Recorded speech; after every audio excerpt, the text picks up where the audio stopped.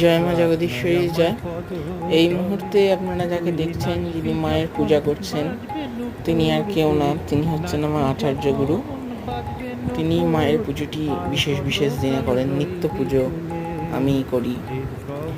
দৈব ত্রিশূল বলে রাখি, এই মুহূর্তে কে পাওয়া দৈব ত্রিশূল এবং মায়ের শিলা কিন্তু আমি পেয়েছি। জয় মা জগদীশ্বরী জয়।